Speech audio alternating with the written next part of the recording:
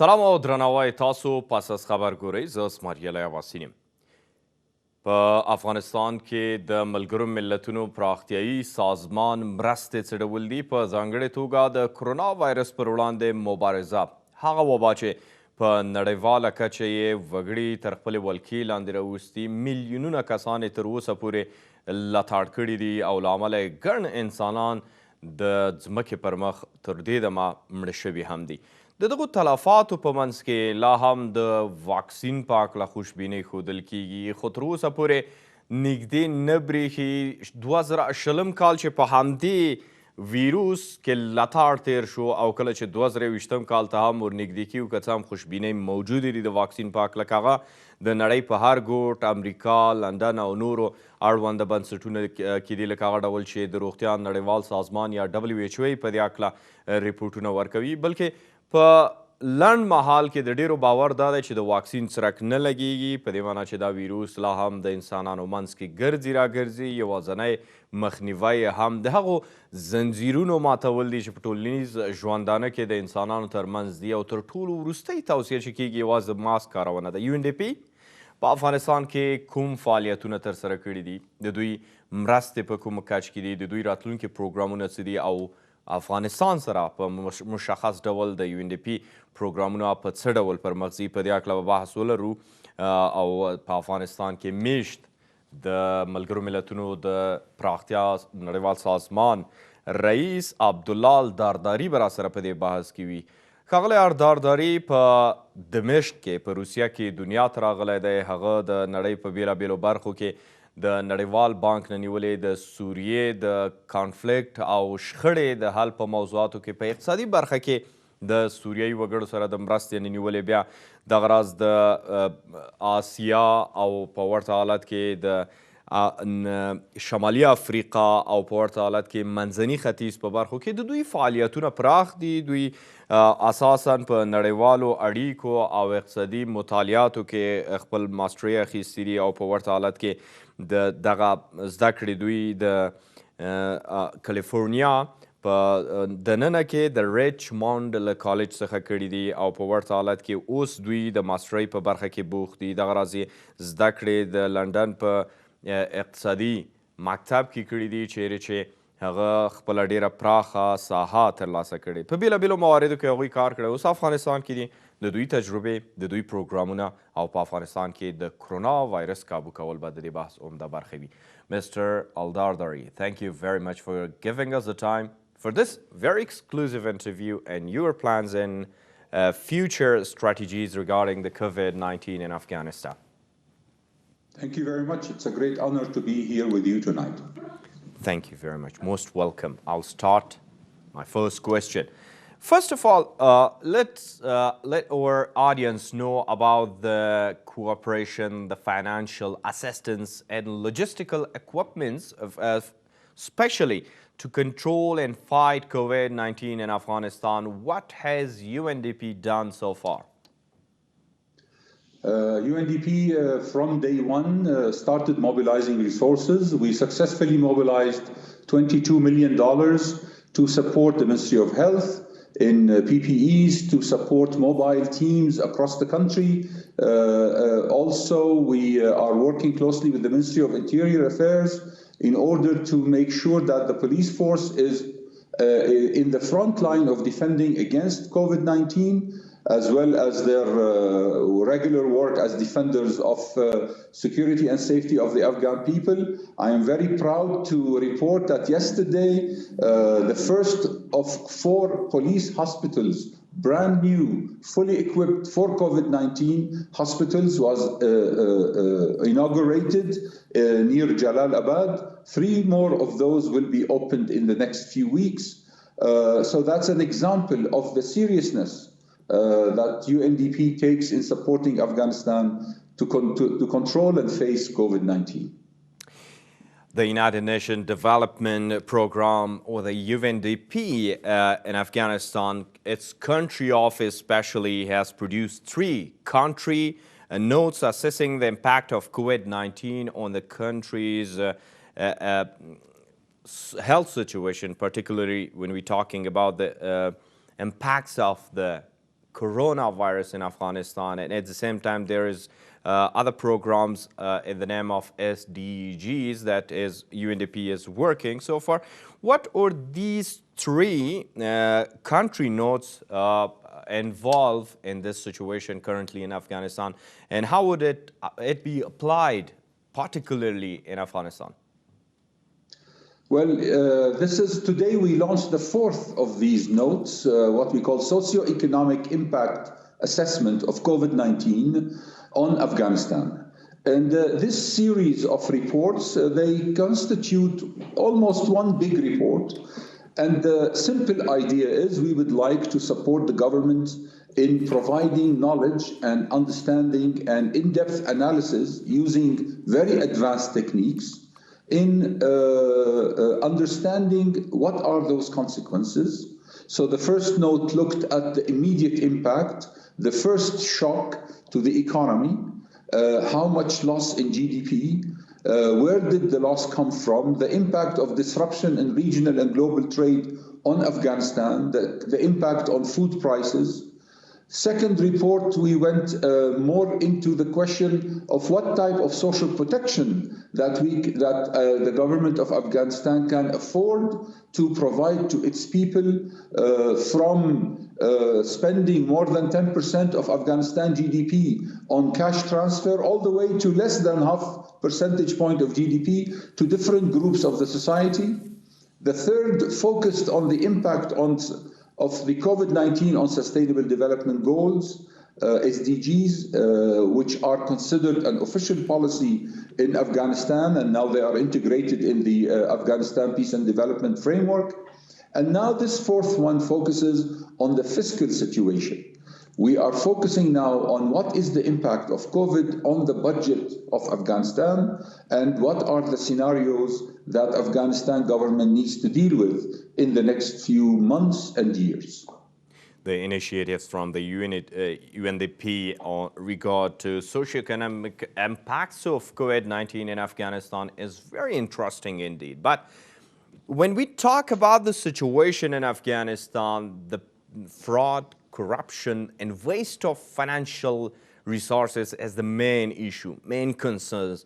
As you know, there were programs recently when Afghanistan, all over the country, was in a lockdown, and there were a lot of money which was supposed to be used very accurately in regard to fight COVID-19. Of course, UNDP is also specializing the financial support regarding to the socioeconomic impacts of COVID-19 in Afghanistan. In this initiative that you've already talked about, how do you concern about the frauds, the corruption, and waste of money and resources in this regard? We have a lot of reports in regard to fight COVID-19 in country recently.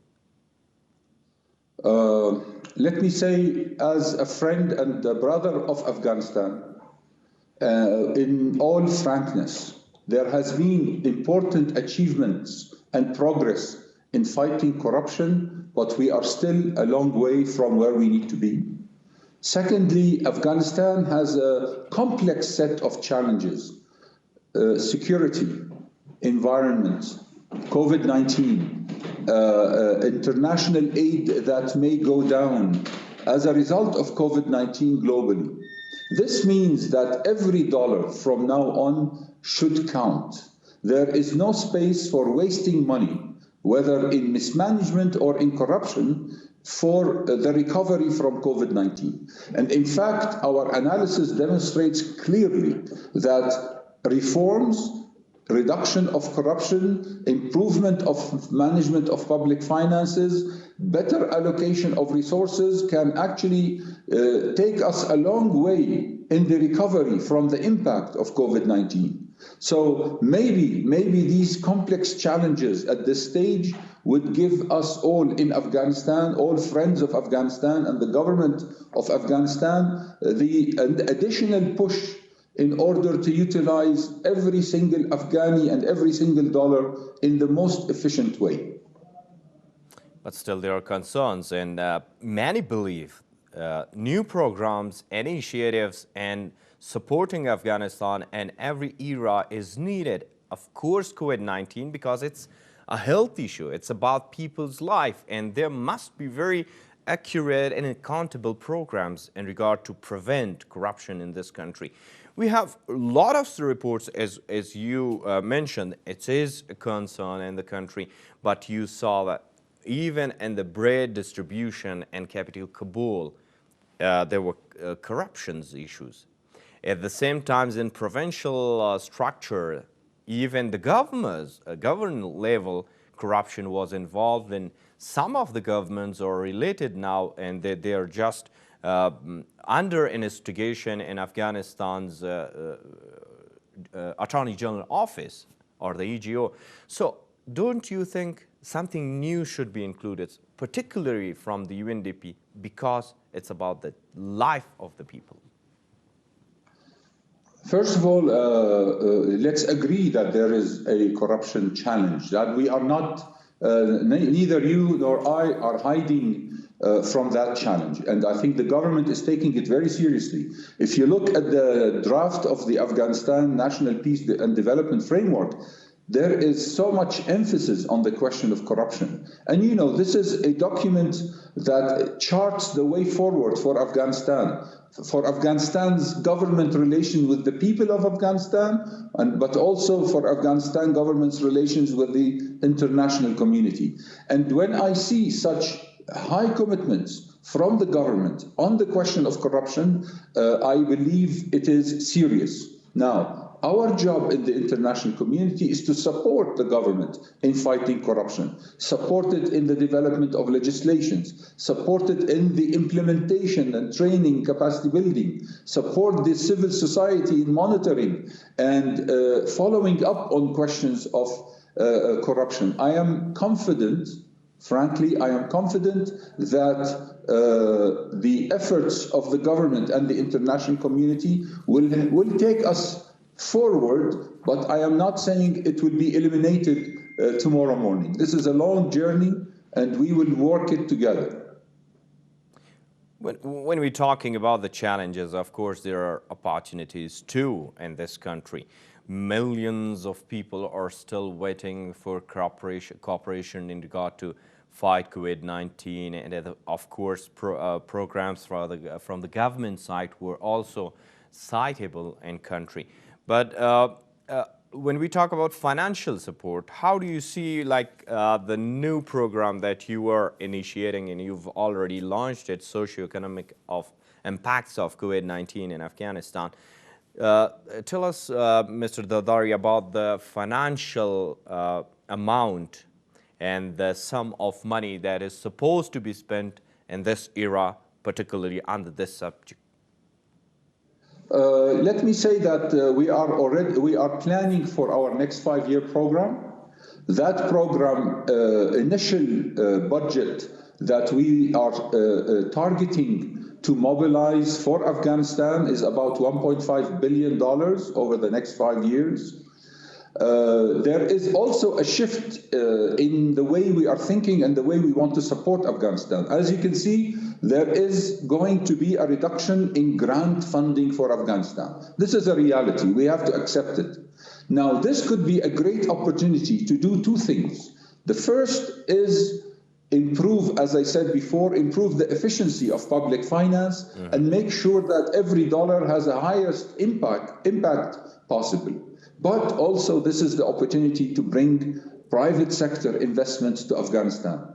Private sector from inside the country, but also Afghans outside the country, and international investments. So UNDP has started a big program on something called development finance in order to channel financing from inside and outside the country into productive sectors: agriculture, irrigation, renewable energy, trade finance. I can tell you that we estimated that if we increase trade finance for exports by $250 million, we can improve the GDP by 1.5%. If we increase access to finance by small and medium enterprises, we have a chance to increase GDP by more than 20%. We are now setting up a small fund for women, small and micro enterprises in Afghanistan, because we believe that Afghan women are going to be the champions of recovery from COVID-19 and for economic takeoff of Afghanistan. So the environment is changing for international cooperation, but it could be an opportunity. And this is what we are trying to do, to translate the challenge into an opportunity to support the government. The government needs to do reforms and take reforms very seriously, and we know that it does. We, the UN agencies, need to provide the policy advice, the institutional support, the capacity building, the capacity development, and the donors need to bring and keep their funding at the current levels, at least in Afghanistan. Looks like really impressive at the point. And at the same time, I just read your recent report about fighting COVID-19 in Afghanistan, and there's a part which I would like to share with you, same to same from this report. Afghanistan would need approximately 30% more revenue and grants from the international community over the level of over the coming 5 years, which would be around 460 billion Afghani, or 5.98 billion US dollar, which is almost $6 billion, to maintain the level of expenditures initially planned in an IMF projection. Now, the problem was usually in Afghanistan, the distribution of these financial support is to use all of these supports in a very accurate and precise ways. But as we talked about, even if the governors are involved in corruption, even if the governmental structure to fight corruption is under question, there were problems. As we talked, the bread was stolen from the people of Afghanistan. Governors stole millions of Afghanis from fighting coronavirus financial aspects. At the same time, ventilators were smuggled to Afghanistan, neighboring countries, and they were very precise. At the end of the day, there was no accountability, and you better know this. So how should we trust on the governmental structure that all these financial supports will go through very precise channels to the people, to the grants, and to those who need it? First, we, as UNDP and as the UN and the international community, we are committed to supporting the government in this fight against corruption. Because the government, clearly, we hear from His Excellency the President all the way down, a very strong commitment to fighting corruption, very strong commitment to serve the people of Afghanistan. And based on that, we offer our support. Now, of course, there are problems, there are issues, but I have to tell you that from our perspective in UNDP, the way the government managed COVID-19 with its resources, I have to say it is impressive. I am impressed that levels of food product prices in Afghanistan did not increase in the way we expected it to increase when Corona hit the country. I have to say that life continues. I have to say that this health service system did not break down. Much richer countries face this challenge, couldn't face it in the way Afghanistan did. So I'm not saying it's a rosy picture, but at the same time, we have to look at the full part of the glass and work together to complete the whole glass, to fill it. And the commitment of the government and the resilience and the tenacity of the people of Afghanistan really give us hope that we can achieve a lot together in economic recovery from COVID-19. And we are already planning with the government. Immediately after the pledging conference, we will move together in order to take off with this recovery and then achieve the Sustainable Development Goals towards 2030. Recently, I was talking with Afghanistan economic analysts in the country, and they praised and appreciated UNDP's recent steps toward fighting COVID-19 in Afghanistan, and hopefully it will go successfully in the country. At the same time, there are other changing. So, Mr. Dardari, let's talk about Geneva conference, which would be held at the end of this month. And it's also a great opportunity for Afghanistan. How do you see this, and how will UNDP react to this conference? This is my first time in a pledging conference in Afghanistan. I was not there in 2016, so let me tell you my experience and the experience of my colleagues here at UNDP. First, you have a UN system that is unifying and coordinating its efforts to back the government of Afghanistan. You have donors who are suffering back home with economic shocks because of COVID-19 and still making it clear that they will support Afghanistan to go through the peace process and get out of COVID-19 and start economic recovery. That is impressive, I have to say. One would imagine that the international community is tired, they have now their own problems, let the Afghans manage. But Afghanistan is too important for everyone, and we will not leave it alone. We will work with it, and we will continue the journey. Now, also I noticed high-level government involvement and a very intersectoral government involvement. The Ministry of Finance, the Office of the President, Office of the Vice President, line ministries, working like a beehive together in groups to produce the Afghanistan National Peace and Development Framework and to produce the Afghanistan Partnership Framework, and to make sure that all the issues and all the challenges facing Afghanistan are in the document, and that donors are fully aware of what are the priorities from the Afghanistan point of view. I am optimistic, even though in our business you cannot be optimistic or pessimistic, you have to be determined. And so we in UNDP and in the UN are determined to support that, to come back, because the real work will happen when we come back from Geneva, not when it will not finish in Geneva. This is where the journey will begin again, and I am confident that we will have the policies, because it's a triangle. It's government policies for reforms, it is donor commitment for funding, it is UN integrated support for policies and institutional development. These are the three parts of this triangle. If they work well, Afghanistan will have a way out of this COVID-19 and hopefully also towards peace and economic recovery. Being optimistic or pessimist, this is not your job. Really impressive. I would say I like this word. And the thing you said, we must be precise on how things work ahead. Geneva Conference, as you talked about, it's another opportunity for Afghanistan economic growth and at the same time to get support for the government of Afghanistan. But at the same time, there would be challenges. For example, now we get news from international society about the financial support which is based on some preconditions. How would Geneva Conference come out?